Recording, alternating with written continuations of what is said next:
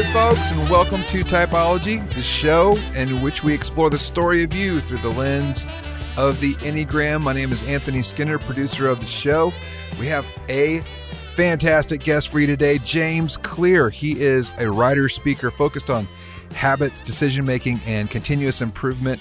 He is, of course, the author of the #1 New York Times bestseller, Atomic Habits. This book has sold over 5 million copies worldwide and has been translated into more than 50 languages.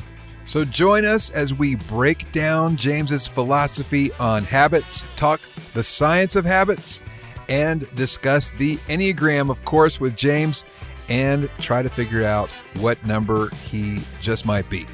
Hey, that's it for me, Anthony Skinner. I know you're going to enjoy this episode. And now, here is the host of our show, Ian Cron. James Clear, author of Atomic Habits, Tiny Changes, Remarkable Results, an easy and proven way to build good habits and break bad ones. Welcome to Typology. Hi, great to talk to you. Thanks for having me. I'm excited to chat. Well, congratulations on the book. It's sold more than 5 million copies. You didn't see that coming, did you? No, I don't think any reasonable, rational author could expect that kind of outcome. I obviously am very fortunate and really excited to see that readers are enjoying it and sharing the word and, spreading it to other people.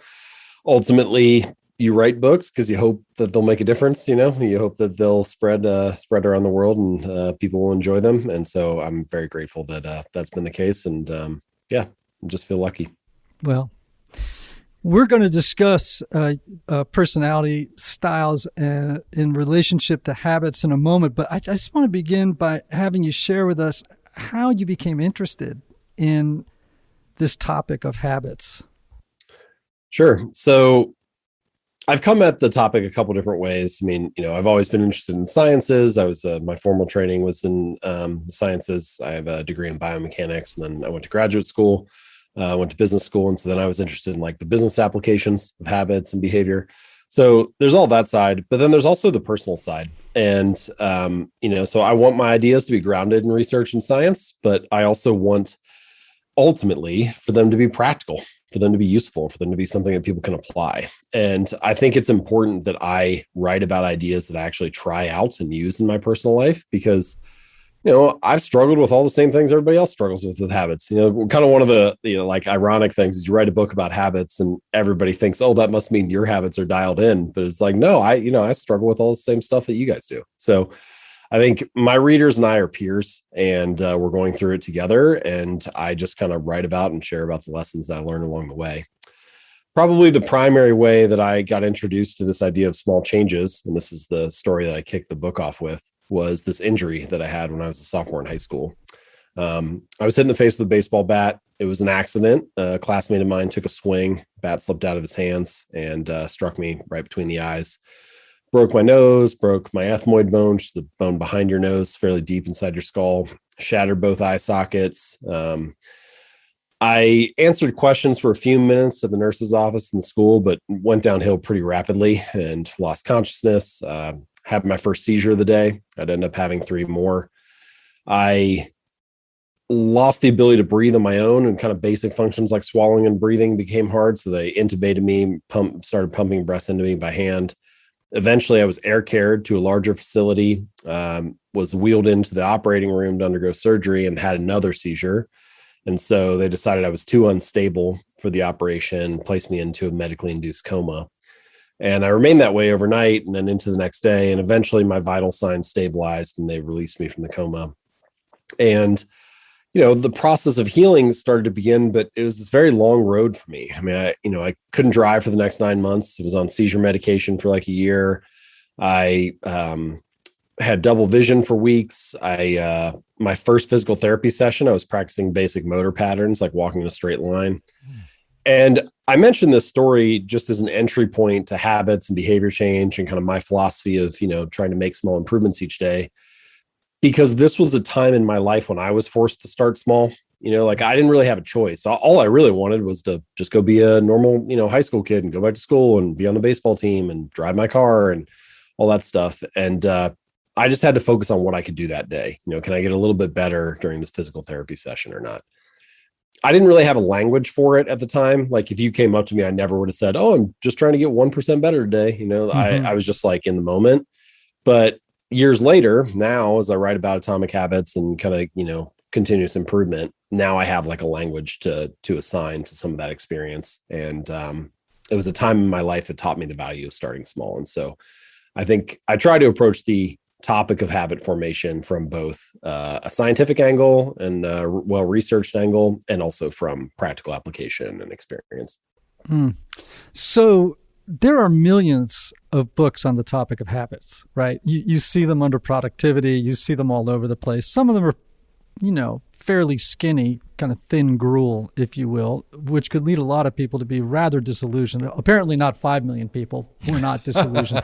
However, what is it that makes atomic habits different from the standard approach to the topic? Yeah, it's a good question. I read many of those books in preparation and research for writing mine. And, the truth is, like you said, people have been writing about habits for a long time, and they're going to be writing about it for a long time after I'm gone. Like I'm just occupying a very small role and, have this narrow sliver of time where I'm kind of adding my thoughts to the pile. And, for the most part, the science and research that I cover in atomic habits, I'm not really saying much new as much as I'm just trying to say it in a better way or in a more straightforward or easy to understand way. But the real thing that I think is somewhat new or somewhat more useful maybe than what had come before is just taking the ideas and showing you how to practically apply them. You'd be surprised how many how-to books are actually what to. They tell you what to do, but they don't tell you how to do it. So they will say things like, you should be confident in yourself, but then they don't really give you any like practical ways to actually do that. Or they should say, you should break your bad habits and build good ones, but they don't explicitly break down like what exactly do those steps look like. And so I think that was part of the role that I tried to occupy.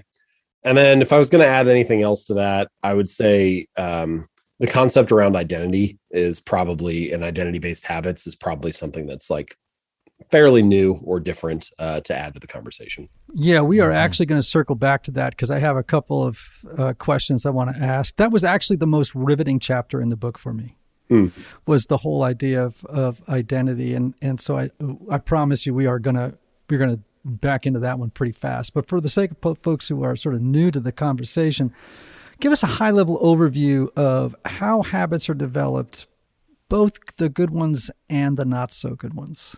Sure. So broadly speaking, habits go through 4 different steps or 4 different stages. I like to break it into these 4 stages. And I think if you understand these 4 steps, you not only understand like what a habit is and how it works from a scientific standpoint, but you also have 4 different places where you can intervene. You've got different like levers that you can pull to make it easier to build a good habit or break a bad one.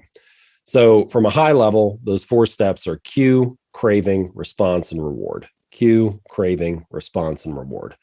So the cue is a trigger that tells your brain to initiate the habit or some kind of prompt that gets you started. It's something you notice. So for example, if you're driving down the road and you hear an ambulance, you hear a siren come up from behind you, that's an auditory cue that starts the habit of pulling to the side of the road.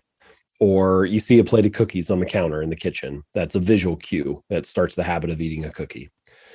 The next thing that happens is there's some kind of prediction that your brain makes. So I call this the craving, but it's really the meaning that you assign to that cue or to that experience. So you see the plate of cookies, visual cue. Then pretty much without you having to think about it or do anything, your brain assigns this meaning to it. Oh, it'll be sweet, sugary, tasty, enjoyable. And it's that favorable interpretation, that favorable prediction about what a cookie means that motivates you to take the third step, which is the response. So you walk over, you pick it up, you take a bite. And then finally, there's the reward. Oh, it is in fact sweet, sugary, tasty, enjoyable. Now, not every behavior in life is rewarding. Right? Sometimes things have a cost or a consequence. Sometimes they're just kind of neutral and don't really mean a whole lot. But if a behavior is not rewarding, it's unlikely to become a habit. Your brain needs some reason to mark that experience to say, hey, that was worth it. You should repeat that again next time when you're in a similar situation. So cue, craving, response, reward. Those are sort of the 4 steps that all habits and behaviors go through. And the more that you go through that loop, the tighter the feedback loop becomes, the more ingrained the behavior becomes, and eventually the more automatic or habitual the action is. Hey everybody, one of the lessons I've learned over the years is that not everybody benefits from a traditional 50-minute counseling session. And this is why some people can go to couples therapy or personal counseling for a long time and never really get anywhere. This is why I'm such a believer of intensive counseling and my friends at Restoring the Soul in Colorado, created by my longtime friend Michael Cusick to help couples or individuals experience deep change in half-day blocks over 1 or 2 weeks. Now listen, if you can't wait months or years to get to the bottom of an issue or to experience breakthrough, you need to get in touch with my friend Michael and his extraordinary team of counselors at Restoring the Soul. If you're looking to get out of the rut you're in, but can't wait months or years, call Restoring the Soul today for a free consultation with Michael's staff. Call 303-932-9777 and learn how their intensive counseling process can help you. As a special bonus, just for Typology listeners, make sure to visit www.restoringthesoul.com/typology to download their PDF called 5 Ways Unaddressed Trauma May Be Derailing Your Relationships. So the genius for me, and one of the elements that for me is genius, obviously, is that change in our habits have to take place on an atomic level, right? That it's the small changes that make a difference, because I do agree with you that we tend to think to ourselves, I will never eat another cookie again. I will forever break this habit, right? And that may be a positive but unlikely to happen goal, right? That we have to apply this on a smaller scale. Unpack that for me a little bit. So I actually chose the phrase atomic habits for 3 different reasons. The first reason is what you're mentioning, that behavior changes should be tiny or small, like an atom. The second meaning of the word atomic, though, and is the one that people often overlook, which is atoms are like a fundamental unit in a larger system. So atoms build into molecules, molecules build into compounds, and so on. And your habits are kind of like that. They're sort of like the atoms of our daily lives. They're these little fundamental units that you put them together and you end up with your daily routine. And then the third and final meaning of the word atomic is the source of immense energy or power. And I think if you put all 3 of those meanings together, you sort of understand the narrative arc of the book, which is, look, we're going to make changes that are small and easy to do, and we're going to layer them on top of each other like units in a larger system. And collectively, they can lead you to a really powerful or remarkable result. And so it's not just about making changes that are small. It's also about making changes that are part of a larger system and are like carrying you toward some ultimate thing that you're optimizing for. So systems, right? You've mentioned that word a few times now. Again, another sort of genius element to the book, right? Is that it's not so much the goal that's the problem. It's the systems that are the problems that prevent us from, or help us, right, to build or break habits. So to talk about that for a moment. So, before I rag on goals for a second, it's not that goals are useless, right? And this is coming from someone who is very goal oriented in a lot of areas of life. Like I would set goals for the weights I wanted to lift in the gym, or the numbers I want my business to hit, or, how many readers I wanted to get, like all kinds of things.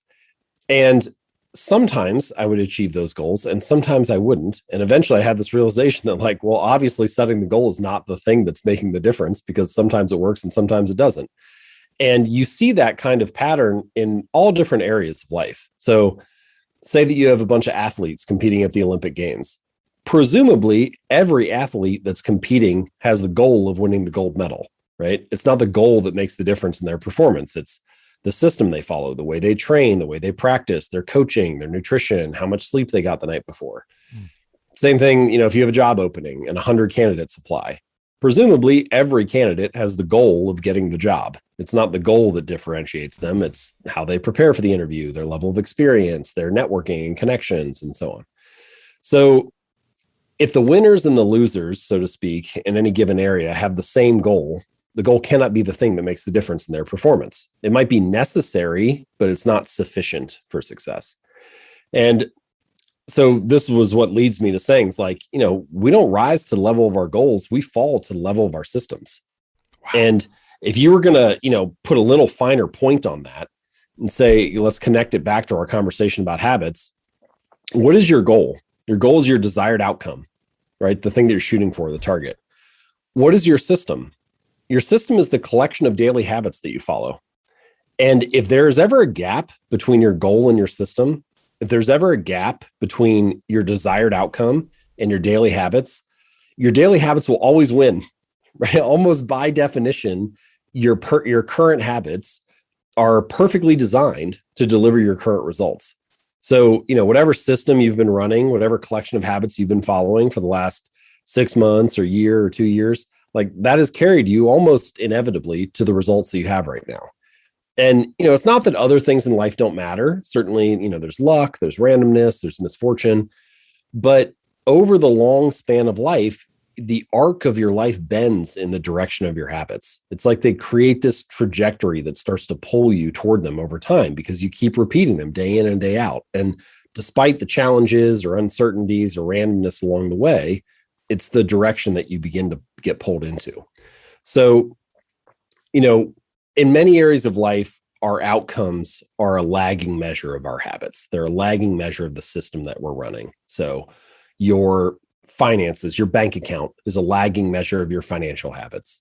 Your physical fitness is a lagging measure of your training habits. Your knowledge is a lagging measure of your reading and learning habits. Even like little stuff, like the amount of clutter on your desk in your office or in your garage is a lagging measure of your cleaning habits.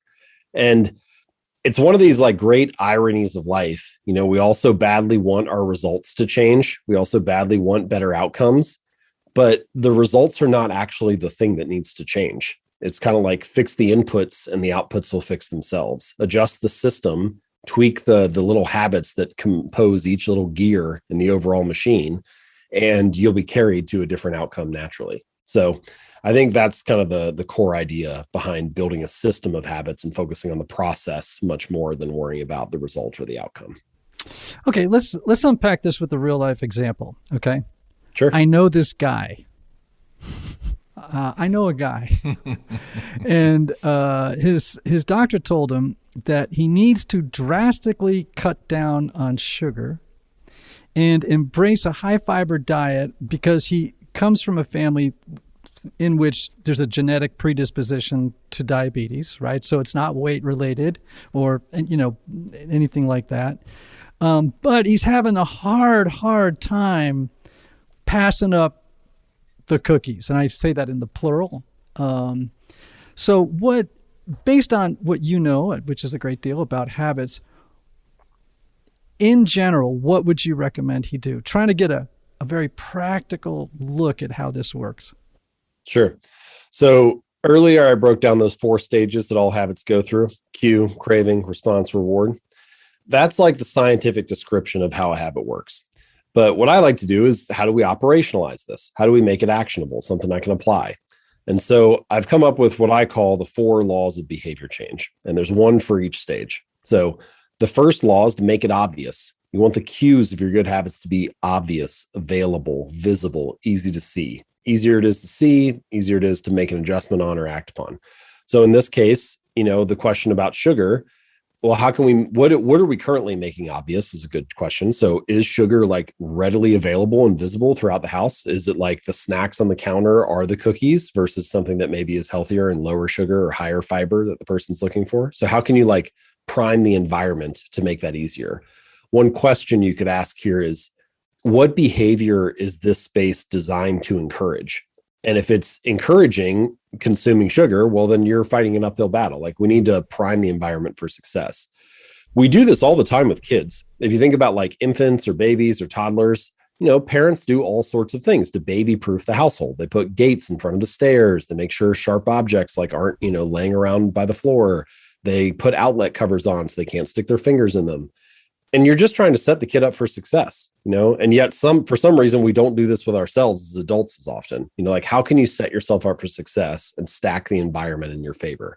So that's the idea behind making it obvious. The second step is to make it attractive. the more attractive or appealing a habit is, the more enticing or enjoyable it is, the more likely you are to stick with it. Now, sugar is probably going to remain attractive to your brain. You can't just like flip a switch and be like, oh, that doesn't taste good anymore. But you can join groups, you can join tribes where your desired behavior is the normal behavior. I'm not going to say this works exactly for this example, but this is a closely related thing, so it makes sense to mention here. A lot of people, like if they join a CrossFit gym, they think they go to work out, and then all of a sudden they start to build friendships and stuff there, and they all start buying the same knee sleeves and buying the same workout shoes, and they start eating paleo. And they didn't even intend to do any of that. It's just that the group that they're around, that's the normal behavior. That's the social norm. And so they start to soak it up. And so I think the question to ask yourself is, okay, what are some groups that are eating in the way that I want to eat? And can I build some relationships there, friendships there? And if you do, this is one of the things that gets people to stick to habits for a very long time. So the social environment is a very strong driver of whether habits remain attractive to you. If you want just a basic example of this, imagine you walk outside your house on Tuesday night and you see your neighbors cutting their grass and you think, oh, I need to mow the lawn. You might stick to the habit of mowing your lawn for 10 or 20 or 30 years, however long you live in that house. Like, we wish we had that level of consistency with our other habits. And why do you do it? Partially you do it because it feels good to have a clean lawn, but mostly it feels good to have a clean lawn because you don't want to be judged by the other people in the neighborhood for being the sloppy one. And so it's actually that social expectation that motivates you to stick to the habit. So I think that general question, how can I join a group where my desired behavior is the normal behavior? That's a good example of how to make habits attractive. So first law, make it obvious. Second law, make it attractive. Third law, make it easy. The easier, more convenient, frictionless, simple a habit is, the more likely you are to perform it. In this case, we could just make it like, okay, let's just have one meal a day where I don't have sugar. You don't have to go cold turkey. You don't have to never touch sugar again. Let's just start small and try to have one area or one time of day when I get a win. And then if you do more, if you feel like doing more, going the whole day without it, then great. But let's start in some small way. And then the fourth and final law is to make it satisfying. So the more enjoyable or pleasurable or rewarding a habit is, the more likely you are to repeat it in the future. Habits like this one that you're mentioning, I want to avoid sugar. This is like, there's a class of habits that are like this, that are hard. It's like habits of not doing anything. So I don't want to eat sugar. I don't want to have alcohol. I want to stop playing video games. It's hard for behaviors like that to feel rewarding because you're just not doing something. There is no real outcome. You're just kind of like sitting with the craving.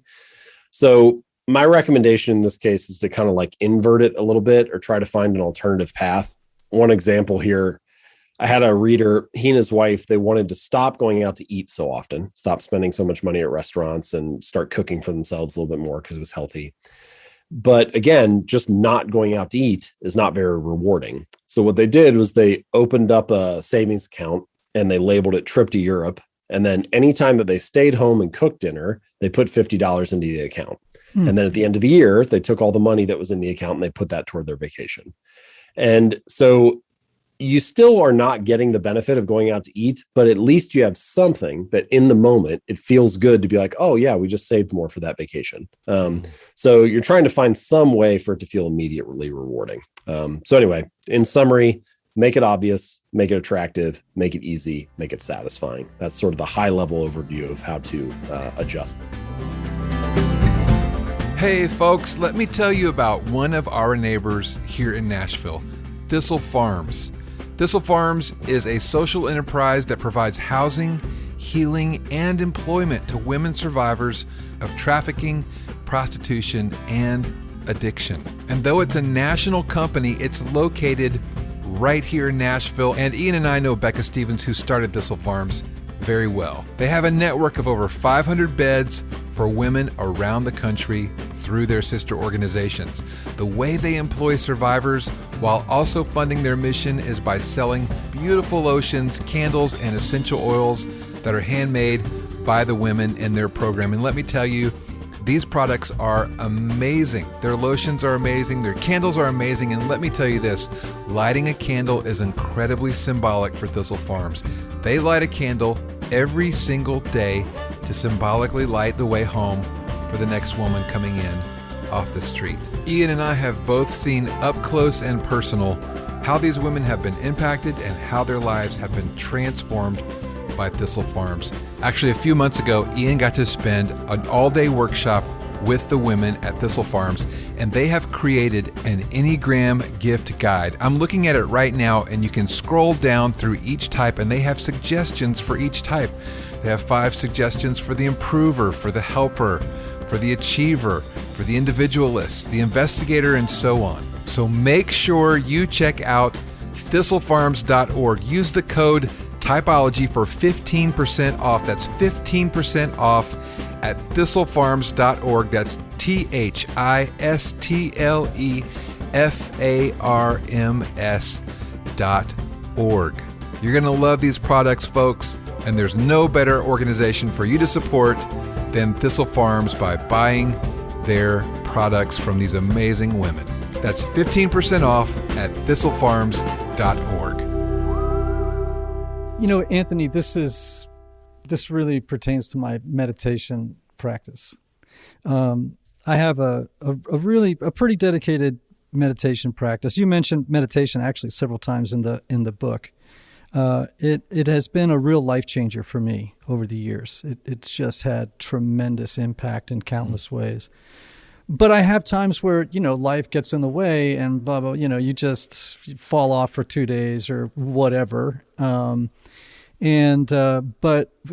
for me, the 4 laws really, really works in this regard, right? Like the cue. If you go in my office over at the house, my 2 meditation cushions are in my office. You have to step over them to go into my office in the morning. There's just no way I can not do it. Mm-hmm. Right. The great answer to that, like, what is this space designed to encourage? It's yes. like it's set up for that. Yes, absolutely. And then what was the second law again? Make it attractive. Make it attractive. So I am actually on Insight Timer, and I also have a meditation teacher, and I have a community. Right. It's a sort of a small Buddhist community here in Nashville. And they have regular meetings on Insight Timer. You can watch what other people are doing, and there are courses you can do and be part of, all kinds of stuff like that. So, yeah, I'm surrounded in a social context by people who value the same thing, which is fantastic. The third one again, James, I had this all written down, but I can't remember. What was the third? Make it easy. Make it easy. Okay. So, I think part of making it easy for me is actually the visual cue. You know what I mean? Like, it's just so obvious, right? But also on my timer, it tells me how many days in a row have I meditated. You know what I'm saying? Which is part of the reward thing. That is a reward right? for me. Yeah. That is a reward for me. In the fourth Will one, you ever do a shorter session? Like, so for me, yes. as you're talking through this, I'm thinking of like, for my version of this is my workout habit. So same story, been doing it for years. It's, influenced my life in many positive ways. But occasionally you get off track or you're just compressed. You don't have a lot of time. You don't have much capacity or energy that day.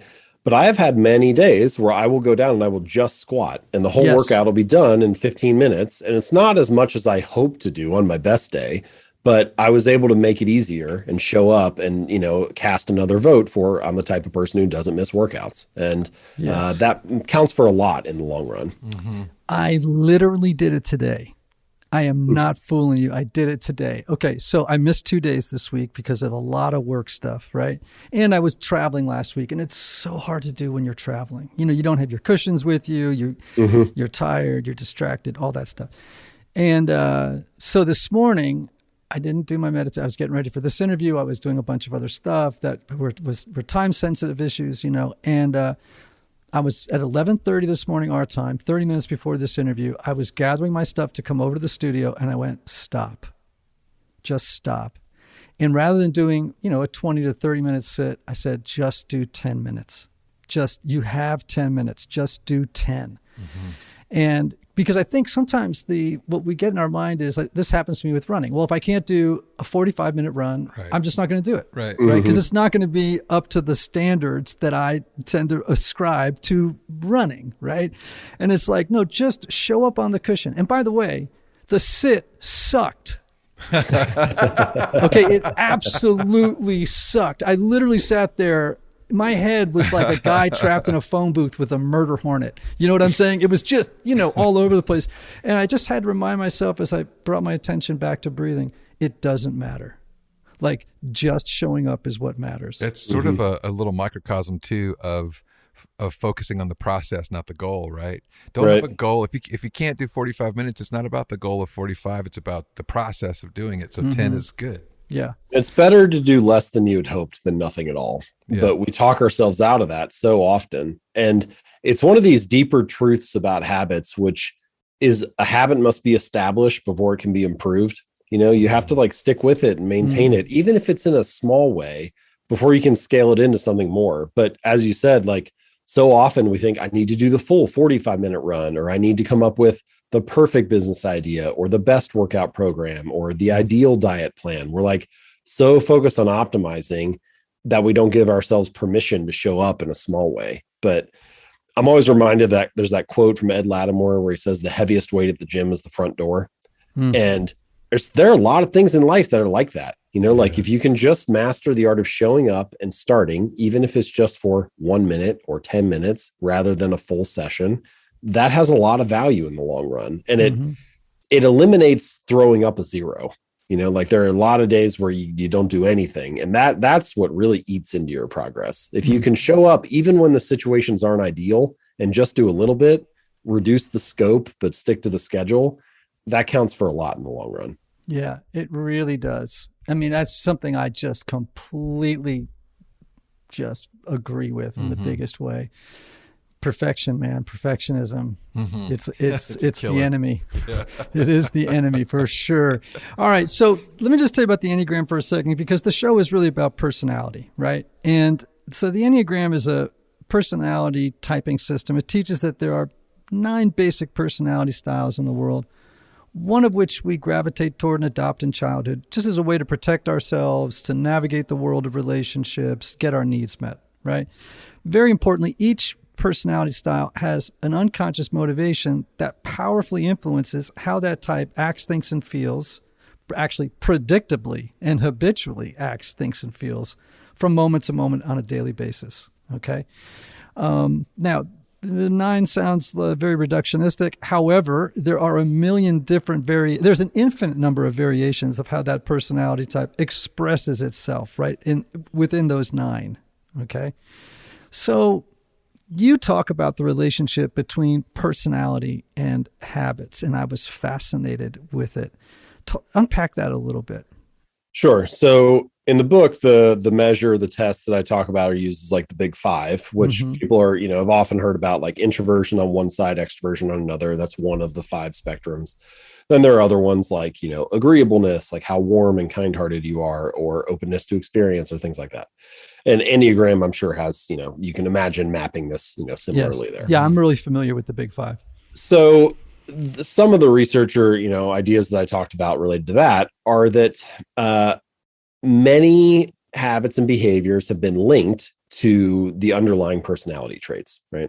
And I guess the way that I think about it now from a practical standpoint is that it doesn't mean that you can't do certain things if you have a certain type of personality. It's just that understanding your strengths and weaknesses, or understanding your personality and your inclinations, it better informs your strategy. So, for example, you can imagine someone who, say, tests high on agreeableness, if they are particularly warm and kind-hearted and so on, that it might be easier or more natural for them to get in the habit of, say, writing thank you notes or organizing, at group outings with friends. It just kind of maps or aligns more naturally with their personality. Whereas, say, somebody who tests low on conscientiousness, which tends to be your level of organization or how orderly you are, if they're more spontaneous and less organized, then they might be the kind of person that they're probably not going to just remember to do it, in terms of just remembering to do their workout or, follow through on something. So environment design, priming the environment to make it more likely that they're successful. All the things you just talked about with your meditation habit, having your pillow set out, having everything set up nicely. That might be a more important strategy for them, so that they can walk into an environment where they're more likely to succeed and rely on just remembering to do it, less. So I think that there are many different connections here, but it's really about understanding who you are and what your inclinations are, and then trying to adopt a strategy that works with that or accentuates that rather than going against the grain of your natural inclination. Yeah. I love that, because I think oftentimes writers make the egregious mistake of believing that their way of seeing the world is normal. Right? Rather than normal for them. And so they write through that lens with the assumption that this is going to land on everybody. You know, we have a guy that we've had on before, and he's developed an empire around helping people with finances. Right. And, you know, I said to him one day, I said, you know, everybody's relationship to money is different than yours. Right. Or there's a terrific number, a swath of people who don't see the world the way that you do, for whom it seems to me you haven't baked that into your calculations sometimes. So one of the things I love about the book, you know, we have these 9 styles. So for example, ones are the improvers. We used to call them perfectionists, but they're the improvers, right? Their unconscious motivation is a need to perfect themselves, others, in the world, right? But they're conscientious, they're dependable, they're responsible, they're analytical. You know, I could just go on, right, describing that type. And so in each type being different, they can approach this, because you've written it this way, you've baked this into your thinking, right? That every personality style is different, and therefore the way that we approach building and breaking habits therefore can be different.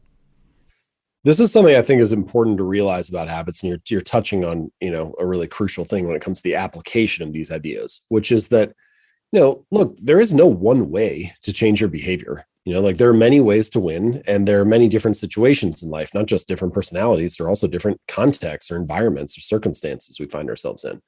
And so my hope with what I laid out in the book and the strategies that are there is, look, this is a toolkit. Right. And like sometimes you need a screwdriver, and sometimes you need a hammer, and sometimes you need a saw. And it depends on the situation, and it depends on the person. You know, some people are going to be able to make better use of a wrench than a screwdriver. And so my job is to lay all the tools out on the table and to say, this is how they work, and here's where they could be applied or how they could be utilized. And then your job as an individual and as the person in charge of your life is to say, okay, look, this is the strategy that resonates with me. You know, this is the one that feels like it would fit in my situation. And my hope is that there's a broad enough tool set that, you know, can apply in most situations.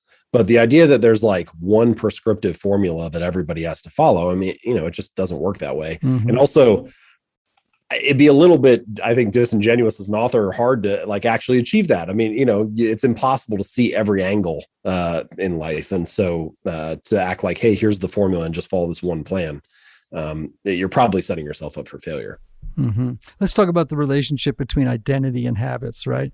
Because that was, as I mentioned, my favorite chapter in the book. Just talk to us a little bit about it. So we have these surface level reasons why we talk about habits and how they matter. We say things like, you know, habits will help you get fit or make more money or be more productive or reduce stress. And, you know, it's true. Habits can do all that stuff, and that's great and it's valuable. But I think the deeper reason, the real reason that habits matter, is they provide evidence of your identity. They reinforce certain aspects of your story. So every action you take is like a vote for the type of person you wish to become. And, you know, when you perform these small behaviors, look, like, no, doing one push-up does not transform your body, but it does cast a vote for, I'm the type of person who doesn't miss workouts.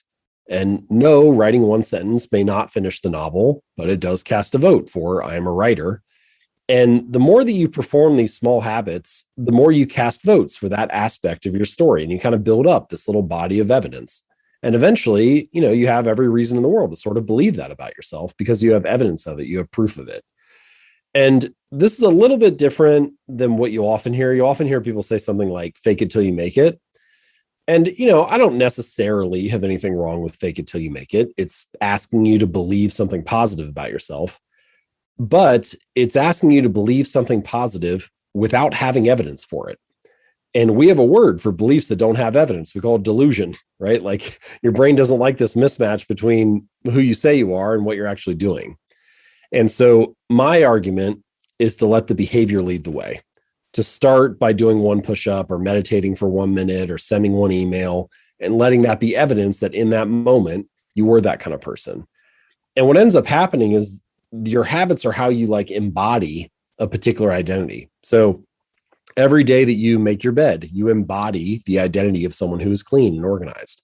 Every time that you meditate for 1 minute, you embody the identity of someone who is a meditator. And really, in the long run, this is what we're trying to get to. Like, the goal is not to run a marathon. The goal is to become a runner. And the goal is not to do a silent meditation retreat. It's to become a meditator. And in this case, I'm using like labels to talk about identity: meditator, runner, writer, and so on. But it's also true for characteristics, like I'm the type of person who finishes what they start, or I'm the type of person who shows up on time, or I'm good at remembering people's names. Like, we all have these stories that we can tell ourselves about who we are and what we stand for. And of course, this works in the opposite direction too, right? We have all these negative aspects for identity that we tell ourselves, like, I'm bad at remembering people's names, or I'm bad at math, or I'm terrible at remembering directions, or I have a sweet tooth.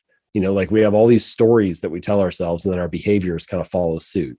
And so my argument is, let's start with a small habit and let's use that as evidence of that identity. Let's cast votes for the type of person we wish to be. Yeah, I was thinking about that when I read that phrase in the book. Borrowing another idea from someone else. It's like, cast your vote for the person your future self would like you to be. Yeah, that's great. Hey, Typology Tribe. I want to take a moment to thank our sponsors for helping us bring you what I hope is great content every week. Now, you all know I'm a big proponent of counseling. Whether you feel like something is interfering with your happiness or preventing you from achieving certain goals, counseling is a great tool to help identify what those blocks are and then work through them.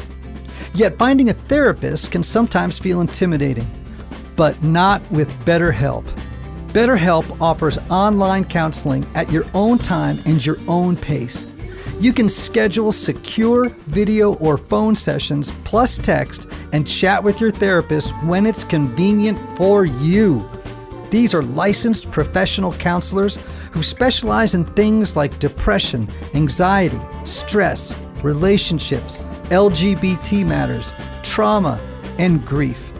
BetterHelp has counselors available worldwide and have over 3,000 U.S. licensed therapists across all 50 states. In fact, so many people have been using BetterHelp that they are recruiting additional counselors in all 50 states. And get this, if you're not satisfied with your counselor for any reason, you can request a new one at any time at no additional cost. Best of all, it's a truly affordable option. I want you to start living a happier life today. As a listener, you'll get 10% off your first month by visiting betterhelp.com/typologypodcast. Join over 1 million people taking charge of their mental health. Again, that's BetterHelp, HELP.com/typologypodcast. TYPOLOGYPODCAST. The reason I was sort of excited about this is I have a new book coming out in December called The Story of You. And what it is it's really a narrative approach, right, to understanding and working with personality, essentially. So all of us have stories we tell ourselves and others about who we are and how we think the world works. I think all of us, collect those stories as little people, right? And the problem is that the vast majority of them are broken stories, right? I mean, they're just broken. And there's this wonderful researcher, Dan McAdams at Northwestern. He says all transformation is story transformation. Like you have to change the story you tell yourself about who you are and how the world works before you can even start to think about changing. So that it's sort of like, what's underneath the waterline there? What's the story you're telling yourself about who you are? And essentially what McAdams would say, and I agree with him, is that identity is built on stories. I mean, really, it's just built on stories. And so I would imagine that part of changing habits then is interrogating the story that you've been telling yourself for decades, probably, about who you are and how the world works.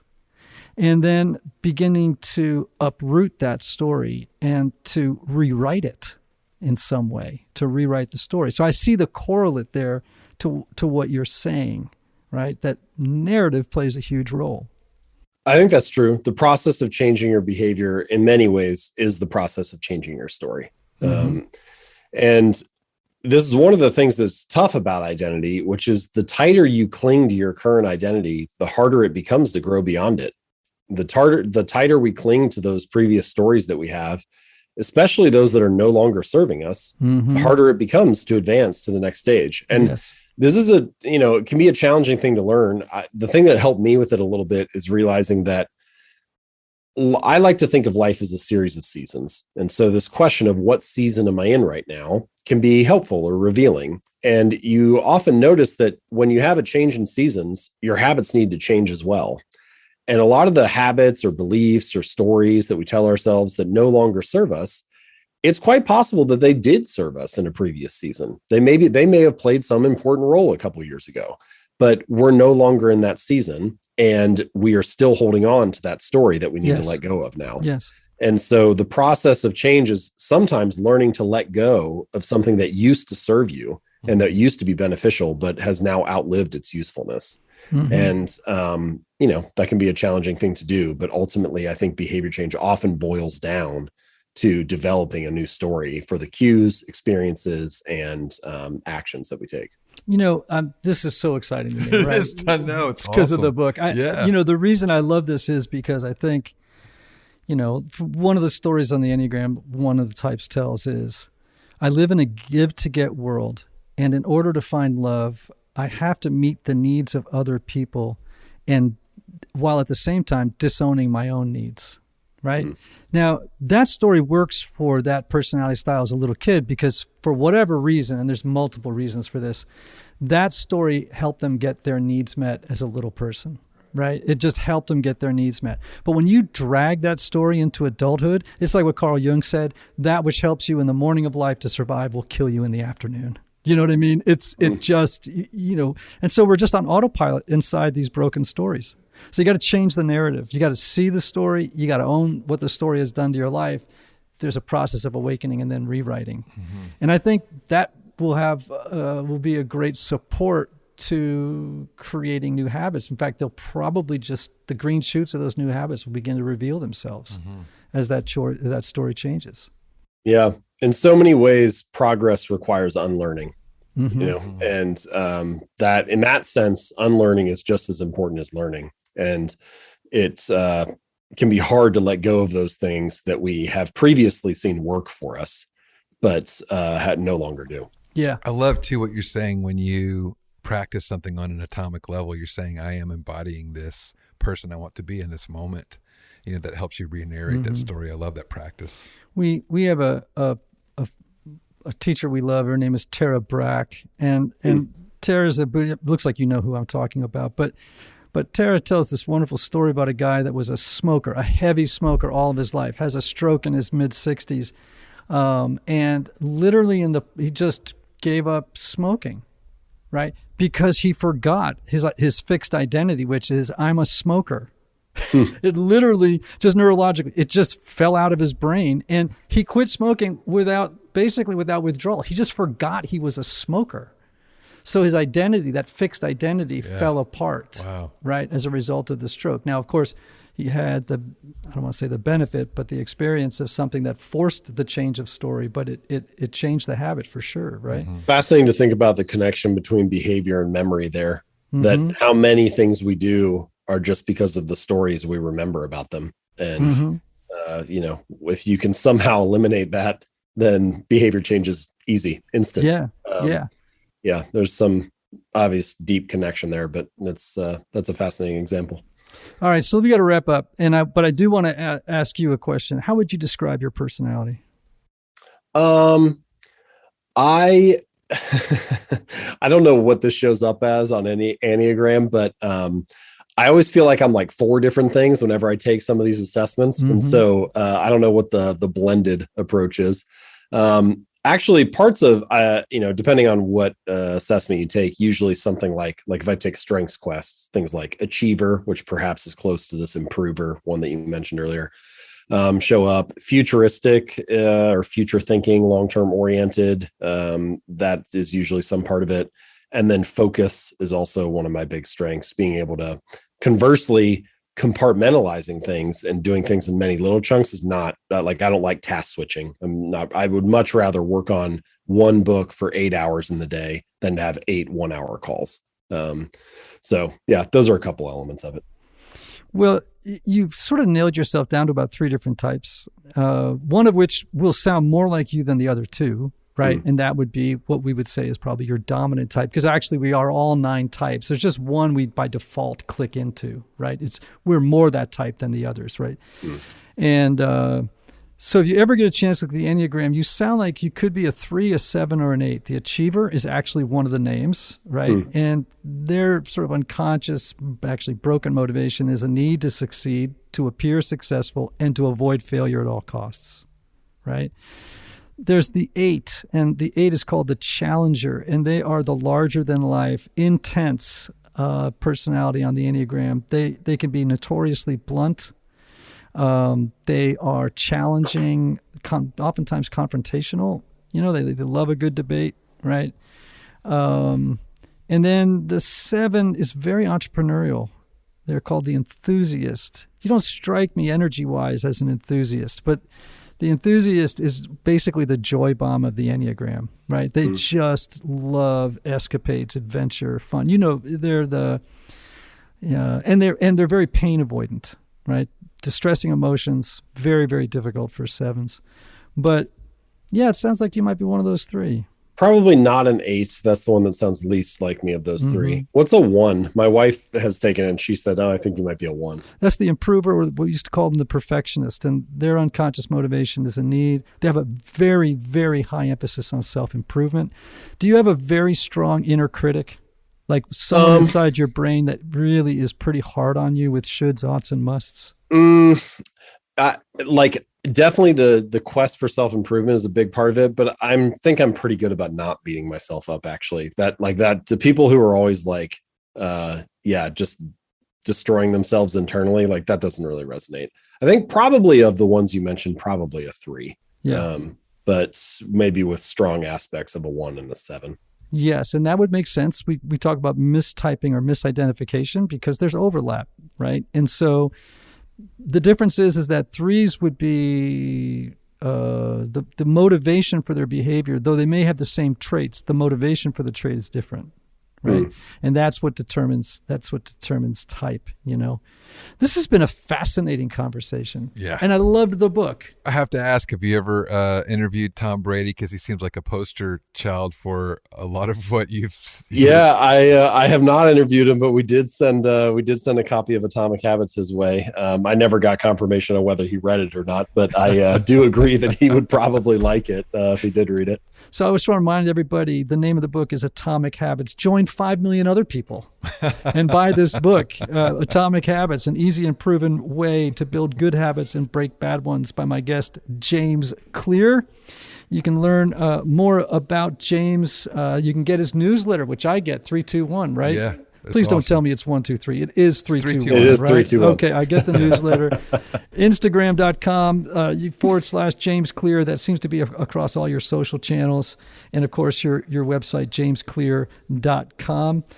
James, what a treasure. Thank you so much for taking the time to come on and teach us some stuff that's so actionable and but also not facile. It's not a cursory overview of, okay, let's just change some habits, right? You dig down into some deeper levels and layers, and I love that. Thank you so much. Yeah, thank you as well. I really enjoyed the conversation, and I appreciate the opportunity. I hope people found it useful. All right, my friend, Typology listeners, remember these words. May you have love. May you have joy. May you have peace. May you have healing. May you have rest. Until next time.